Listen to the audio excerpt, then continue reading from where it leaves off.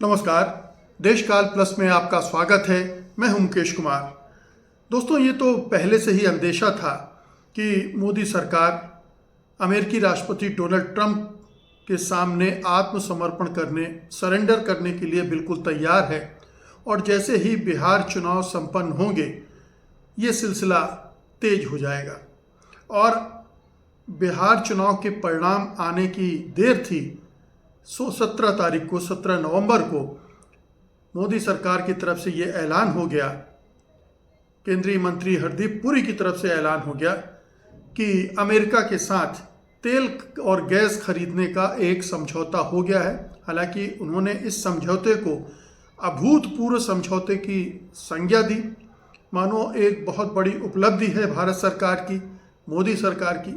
लेकिन क्या सचमुच में ये उपलब्धि है? क्या भारत इससे कुछ हासिल करने जा रहा है या गंवाने जा रहा है? असल बात यह है, जिसको छिपाया जा रहा है भारत सरकार की तरफ से, एक आवरण डाला जा रहा है कि हम अब अपनी तेल आपूर्ति को डाइवर्सिफाई कर रहे हैं। किसी एक देश पर निर्भर रहने के बजाय विभिन्न देशों से तेल और गैस आयात करने का सिलसिला शुरू कर रहे हैं, और इसी नीति के तहत अमेरिका से भी करेंगे। लेकिन कोई भी सरकार, कोई भी देश तेल और गैस या कोई भी जो बाहर से सामान खरीदती है, इंपोर्ट करती है, वो इस आधार पर करती है कि उसे उससे कम से कम दामों में मिलेगा, कम से कम लागत पे मिलेगा, और जिससे उसकी जो विदेशी मुद्रा है वो भी बचेगी, और हमारी जो घरेलू खपत है उस पर भी ज़्यादा बोझ नहीं पड़ेगा। लेकिन क्या अमेरिका के साथ ये समझौता इन शर्तों पर किया गया है, ये सोचकर किया गया है कि उससे भारत को फायदा होगा?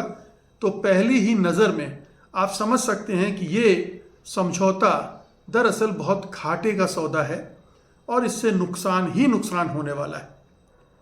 रूस से जो भारत तेल खरीद रहा था अभी कुछ समय पहले तक, 2024 में तो 36% तक जो कुल तेल आपूर्ति बाहर से होती है उसका हिस्सा रूस से आ रहा था। और रूस से इसलिए खरीदा जा रहा था कि वैश्विक बाजार से प्रति बैरल 10 से $15 की छूट रूस दे रहा था, जो कि ह्यूज है, बहुत ज़बरदस्त छूट है।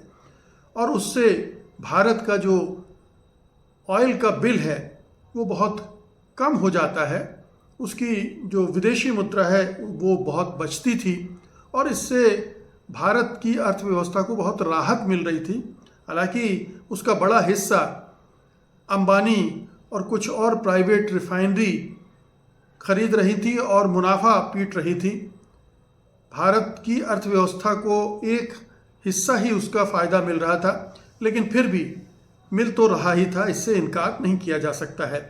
तो अमेरिका अगर रूस से और ईरान से भी भारत को सस्ते दरों पर मिल रहा था, दूसरे फ़ायदे भी थे। मसलन रूस के साथ हम रुपए और रूबल में सौदा कर रहे थे, ईरान के साथ भी यही था, अपनी मुद्राओं में कर रहे थे, तो डॉलर पर निर्भरता भी नहीं थी। लेकिन अब अगर अमेरिका के साथ हम ये लंबे समय का सौदा कर रहे हैं, समझौता कर रहे हैं, और इसमें मूल रूप से हमारी जो पब्लिक सेक्टर की रिफाइनरी हैं उनसे समझौता करवाया जा रहा है, यानी जो प्राइवेट रिफाइनरी हैं वो अपनी मर्ज़ी के मुताबिक जहाँ से चाहे सस्ता तेल खरीद पाएंगी। लेकिन ये रिफाइनरी जो सरकारी रिफाइनरी हैं उन पर दबाव डाल के उनको अमेरिका से देश का 10% तेल और गैस खरीदने के लिए बाध्य किया गया है और बाध्य किया जा रहा है। तो एक तो ये है कि जो रूसी तेल था वो सस्ते दामों में मिल रहा था, ईरानी तेल सस्ते दामों में मिल रहा था, लेकिन अमेरिकी क्रूड की कीमतें रूस के जो तेल है उससे बहुत ज़्यादा है। मतलब अंतर्राष्ट्रीय बाज़ार में जो कीमत है उससे भी ज़्यादा है, और जो मध्य पूर्व से हम यूएई वगैरह से भी लेते हैं तेल, उससे भी ज़्यादा पड़ता है। और इस वजह से हमारे जो तेल आयात का बिल है वो काफ़ी बढ़ने वाला है। और जाहिर है कि अमेरिका तो डॉलर में ही समझौता करेगा, डॉलर में ही तेल बेचेगा, तो उससे भी भारत को नुकसान होने वाला है। तो एक तो अंतर्राष्ट्रीय बाजार में तेल की कीमतों का मामला है। दूसरा बड़ा मामला इससे ये जुड़ा हुआ है कि अमेरिका की दूरी रूस, ईरान या मध्य पूर्व के किसी देश के मुकाबले बहुत ज़्यादा है, तो ढुलाई पर भी बोझ बढ़ने वाला है।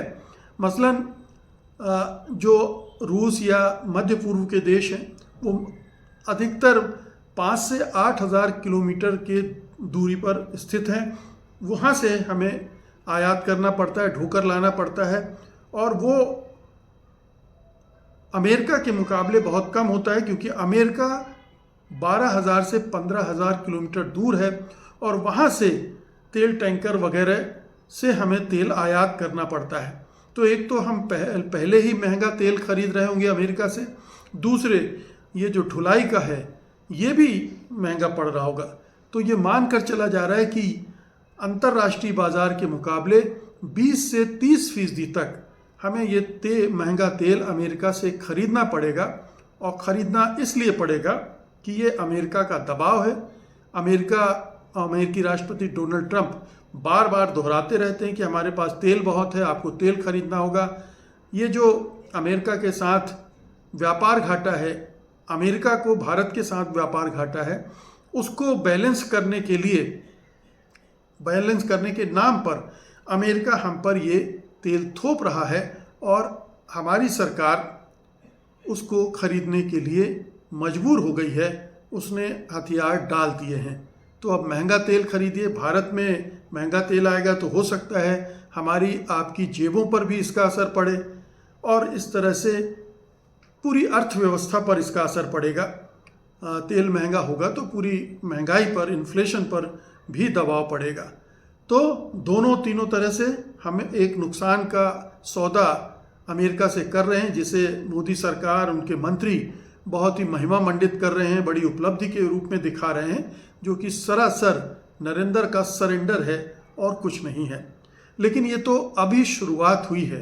अब आप देखिएगा, आते आते कुछ हफ्तों में, चंद महीनों, चंद दिनों में आपको इस तरह के और भी समझौते और सौदे सुनने को मिलेंगे, जिसमें हथियारों की खरीदारी का भी एक बड़ा सौदा हो सकता है।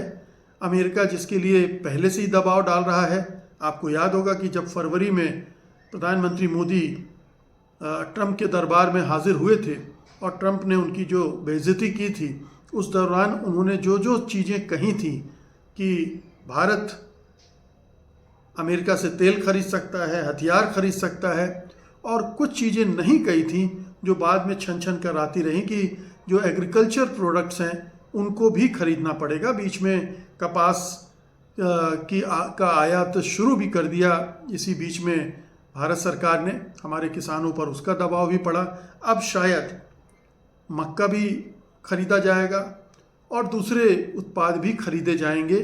तो अब एक सिलसिला आप देख सकते हैं कि एक सौदा हुआ है, 50% का टैरिफ लगाया गया था अमेरिका की तरफ से कि आप रूसी तेल नहीं खरीदेंगे। अब भारत ने रूसी तेल खरीदना बहुत कम कर दिया है, ये ट्रंप खुद स्वीकार कर चुके हैं, और ये समझौता भी हो गया। तो 50% वाला टैरिफ क्या अब हटेगा, और हटेगा तो कब हटेगा? और दूसरा टैरिफ लगाया था पहले, उसमें भी क्या रियायत मिलती है, ये देखना है। और ये जो हम अपना सौदा कर रहे हैं उनसे, विभिन्न चीज़ों को खरीदने बेचने में, उससे हमें कितना नुकसान होने जा रहा है, हमारे किसानों को और हमारी रिफाइनरीज़ को, और तमाम तरह के जो प्रोडक्ट्स आएंगे वो हमारे लिए कितने नुकसानदेह हो सकते हैं। तो ये सिलसिला शुरू हो गया है। अब इस सिलसिले का आगे का जो रुख होता है, उससे हम देखेंगे कि मोदी सरकार में कितना दम है अमेरिका के सामने खड़ा होने का, या वो पूरी तरह से सरेंडर की मुद्रा में है, पूरी तरह से नतमस्तक होकर भारतीय हितों की बलि चढ़ाएगी। बहुत बहुत शुक्रिया आपका, धन्यवाद, नमस्कार।